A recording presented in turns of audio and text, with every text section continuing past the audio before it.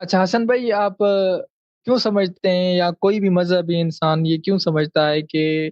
کسی خالق یا کسی خدا کا وجود ہونا ضروری ہے؟ کیونکہ اس کے دلائل بے شمار ہے نا، یہ دنیا ہو نہیں سکتی اس کے بغیر۔ کیوں آپ مثلا کیوں میں آپ سے آپ کی آواز آ رہی ہے، میں آپ کے چہرے کو دیکھ رہا ہوں، تو آپ کوئی شخص ہوں گے نا مجھ سے بات کر رہے ہیں، یا مثلا سامنے آگ ہے، وہ میرے ہاتھ کو جلا رہا ہے، آپ کوئی شک کرے گا کہ یہاں پہ آگ ہے؟ تو ایک چیز جو بدیہی ہے، ایک چیز جو ضروری ہے، ایک چیز جو یقینی ہے، اس پہ شک کرنا باطل ہے، اس کی تصدیق کرنا وہ صحیح ہے، وہ سوال نہیں کیا جاتا کیوں آپ تصدیق کر رہے ہیں۔ ایک چیز جس کے دلائل بے شمار ہیں اور جو نہایت ہی بدیہی ہے، اس پہ شک کرنا، اس کا انکار کرنا غلط ہے، اس کی تصدیق کرنا یہ تو واضحات میں سے کہ یہ اچھی بات ہے اور صحیح بات ہے، ہر عاقل کو اقرار کرنی چاہیے۔ صحیح ہے؟ جب اچھا ایتھیسٹ حضرات سے حسن پوچھتے ہیں بھائی، کہ بھائی دلیل دے دو کہ خدا نہیں ہے، دلیل تو ہے نہیں ان کے پاس، ایک بھی دلیل نہیں ہے، کہتے ہیں آپ ثابت کرو، اور ہم ثابت کریں گے نا۔ آپ جو کہتے ہو کہ نہیں ہے اس کی کوئی دلیل دے دو، کہتے ہیں نہیں آپ ثابت کرو۔ لازمی بات ہے کہ حسن بھائی ایتھیزم کا پہلا شرط یہی کیا چیز ہے؟ پہلا قدم ایتھیزم کا کیا ہے؟ عقل سے خدا حافظی، عقل سے گڈ بائے۔ جی سر بولیں ولید بھائی۔ حسن بھائی، اس بات میں تو کوئی شک نہیں ہے کہ جو بھی ایتھیسٹ گزرے ہیں یا جن کو میں نے سنا ہے یا پڑھا ہے، ان کے پاس خدا کے نہ ہونے پر کوئی دلیل نہیں ہے، اور جو بھی ایتھیسٹ ہیں ان کے اوپر جو بھی اعتراض ہوتے ہیں وہ صرف اور صرف اسلام کے متعلق ہوتے ہیں، کیونکہ بینگ اے مسلم یہ جو بھی سوالات ہیں ان کے جو لاجیکل جو بھی جوابات ایک مسلمان عالم کو دینے چاہیے، وہ بینگ ایک ریلیجیس پرسن آپ کی ڈیوٹی ہے کہ آپ کسی بھی ایک شخص کو ان کے اوپر یا ان کے ذہن میں آنے والے ابہام کا جواب دیں، تو اس وجہ سے ہی ہم آپ سے پوچھ رہے ہیں۔ تو صحیح، حسن بالکل بھائی، صحیح۔ ایک اور سوال اس سے، جی اس سے ریلیٹڈ ایک اور سوال ہے کہ جیسے گریک کے لوگ تھے یا جو بھی اینشنٹ سویلائزیشن گزری ہیں، ان سب کا یہی ماننا تھا جس چیز سے وہ خوف کھاتے تھے، جیسے سورج ہے۔ ہوں اب سورج جو ہے وہ فصل اگانے کے لیے فوٹوسینتھسس پروسیس کے لیے کام آتا ہے، تو انہوں نے کہا یہ ہمیں غذا مہیا کرتا ہے، گریکس مانتے تھے کہ یہ ہمارا خدا ہے۔ اسی طرح آگ جو ہے جس جگہ پہ گزرتی تھی اس کو جلا کے چلی جاتی تھی،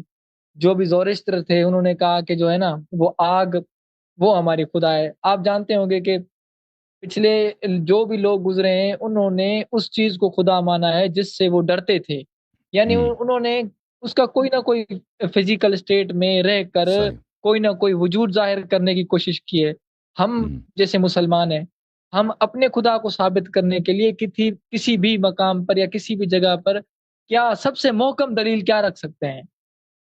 تو یہ بات ایک غلط ہے۔ ایتھیسٹ حضرات ادعا کرتے ہیں کہ جتنے لوگ گزرے ہیں وہ جو چیز ان کو سمجھ نہیں آتی ہے وہ کہتے ہیں خدا ہے، تو وہ اس لیے کہ کسی چیز کو ایکسپلین نہیں کر سکتے تھے، اس کے دلائل ان کو پتہ نہیں ہوتے تھے، تو یہ کہتے تھے کہ خدا نہیں ہو سکتا۔ ایسے گروہ ہوں، ضرور رہے ہوں گے ایسے پیگن گروپس، ایسے آ، باطل ادیان کہ وہ بھی جو بھی چیزوں بھائی ان جہالت کی وجہ سے وہ مختلف بھگوان، مختلف خدا، ستاروں کو خدا مانو، سورج چاند مختلف چیزوں کو کئی کئی خداؤں کے قائل ہو جاؤ، ٹھیک ہے نا، اس میں شک نہیں، ایسے گزرے ہیں، لیکن یہ کہنا کہ سب اسی طرح گزرے ہیں یہ ایک ادعا بلا دلیل ہے۔ ہمیشہ انبیاء علیہ السلام آئے ہیں، ہمیشہ مونوتھیسٹس موحد حضرات رہے ہیں جنہوں نے بولا کہ چاند خدا نہیں ہے، سورج خدا نہیں ہے، اگر آ, کوئی چیز گرجتا ہے آسمان سے، جیسے بارش کے وقت، طوفان کے وقت، یہ اللہ نہیں ہے، اللہ کی جنود ہیں، اللہ کے لشکر ہیں، اللہ نے ان چیزوں کو خلق کیا ہے، یہ اللہ کے عظمت کے آثار ہیں، تو یہ ہمیشہ سے رہا ہے۔ اور یہ گروپس جو مثلا چاند ستارے کی پرستش کرتے تھے نا، یہ فرنج گروپس ہوتے تھے، یہ وہ اقلیت میں ہوتے تھے اکثر، جو ہے جو تاریخ ہمیں پتہ ہے پچھلے 3000 4000 سال سے جو لکھی گئی ہے، اکثریت ان لوگوں کی ہے، یا الاقل ان لوگوں کی کافی تعداد رہی ہے، جیسے کرسچن حضرات ہیں، جوئش حضرات ہیں، یہودی ہیں یا مسلمان ہیں، جو اس طرح کی باتوں کو نہیں مانتے کہ یہ خدائیں ہیں یا مثلا وہ کوئی چاند ہے، بادل ہے۔ تو اللہ تعالیٰ کی وجود کی کیا دلیل ہے؟ میں اور آپ، یہ جہان، یہ ہستی، یہ ہو نہیں سکتا مگر خالق کے بغیر۔ یہ دنیا جو ایک پرفیکٹ فارم میں ہے، اس سے بہتر آپ کے اپنے وجود کو دیکھیں کہ آپ اس سے بہتر ہو نہیں سکتے، ٹھیک ہے نا۔ حضرت امام جعفر صادق علیہ السلام کے بارگاہ میں ایک شخص آیا، اس کا نام عبد الکریم ابن ابی العوجاج تھا، وہ زندیق تھا، زندیق سے مراد کہ وہ کہتا تھا کہ اللہ واللہ کچھ بھی نہیں ہے، طبیعت نے ہمیں خلق کیا، دنیا نیچر، مدر نیچر نے خود بنایا ہمیں، ہم ایسے ہی وجود میں آئے ہیں بغیر کسی خالق کے، اور مر جائیں گے، اور مرنے کے بعد کوئی زندگی نہیں ہے۔ تو امام علیہ السلام نے اس سے پوچھا امصنوع انت ام غیر مصنوع، کیا آپ کو کسی نے بنایا ہے اور یا آپ کو کسی نے نہیں بنایا؟ عبد الکریم ابن اوجاع نے کہا کہ نہیں، مجھے کسی نے نہیں بنایا ہے، میں مصنوع نہیں ہوں، میں کسی کا کرافٹ نہیں ہوں، میں کسی کا کریشن نہیں ہوں، کسی نے مجھے نہیں بنایا۔ تو امام علیہ السلام نے اس سے پوچھا اگر آپ مصنوع ہوتے تو کیسے ہوتے؟ اگر آپ کریٹڈ ہوتے تو کیسے ہوتے؟ ابھی آپ دیکھیں، ابھی آپ ایکسیڈنٹس کی بنا پر دیکھیں، کچھ اتفاق پیش آئے، نیچر کا پروڈکٹ ہے، وہ بغیر کسی سوچے سمجھے منصوبے کے تحت آپ وجود میں آئے ہیں، اس وجود میں۔ اگر آپ کا ایک خالق ہوتا تو آپ کیسے ہوتے؟ اگر کوئی بھی شخص اپنے آپ سے پوچھے کہ میرا وجود ہے، یہ میرے آنکھیں ہیں، میرا سر ہے، سر کے اندر دماغ ہے، کان ہے، یہ سسٹم میرے وجود میں ہے، اگر یہ ایکسیڈنٹلی طور پہ وجود میں آیا ہے، اگر کسی نے بنایا ہوتا تو کیسے ہوتا؟ ٹھیک ہے نا، اس سے بہتر ممکن تھا، اس سے اعلیٰ، اس سے کون سی امپروومنٹ اس میں ہو سکتی تھی؟ ٹھیک ہے نا، لاسٹ ڈیٹیل میں چلے جائیں، موسٹ انٹریکٹ ڈیٹیل میں چلے جائیں، جو سب سے مائنڈ باگلنگ ڈیٹیل میں چلے جائیں، وہاں وہ کوئی ڈیٹیل انسان کے وجود کا رکنے والا نہیں ہے، انفینٹ کمپلیکسٹی ہے انسان کے وجود میں، کہ جتنا اسٹڈی کیا جائے یہ اس کی کوئی حد نہیں، جتنا آپ اسٹڈی کریں، مطالعہ کریں، ایگزام کریں، اس کی دیکھیں کہ انسان کے وجود میں کیا کیا حکمتیں ہیں، وہ اس کی کوئی حد لائقف نہیں ہے،